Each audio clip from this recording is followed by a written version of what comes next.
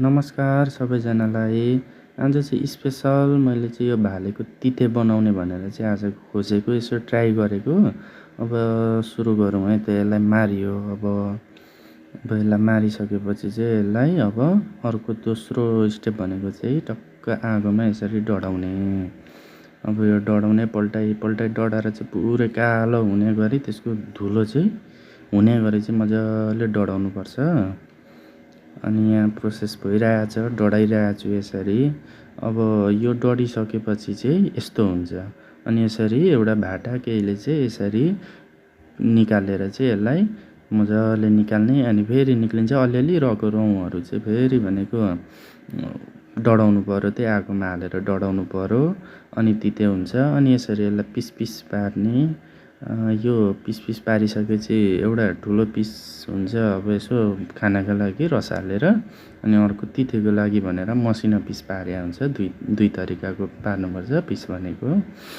अनि यसरी गरेर यसरी काटिसकेपछि अब तिते बनाउनलाई प्रोसेस हुँदैछ। अब यो पिस पारिसकेपछि अर्को प्रोसेस आउँछ।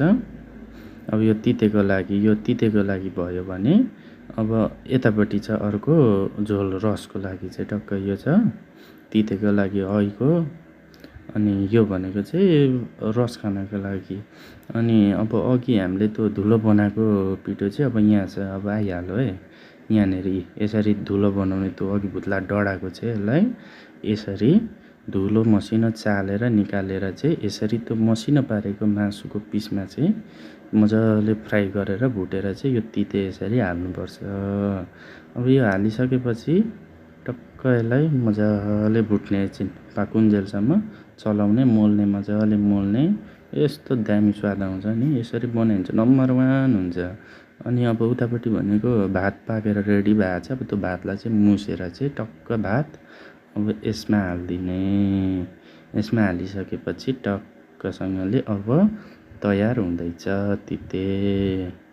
लोकल कुखुरा भालेको चाहिँ तिते भनेको चाहिँ यसरी बनाउँदा नम्बर 1 दामी हुँदो रहेछ। अनि अब यो भात हालिसकेपछि चाहिँ अब यसलाई मजाले चलाउने। मजाले चलाएर चाहिँ अब यसलाई एकछिन पाक्न दिनु पर्यो। मजाले चलाउने, एकछिन पाक्छ। पाकिसकेपछि अनि टक्क यस्तो हुन्छ। अनि यो रेडी भइसक्यो, पुरै रेडी भइसक्यो। अब खाँदा हुन्छ, खानलाई रेडी भइसक्यो। अब यस्तो हो तरिका।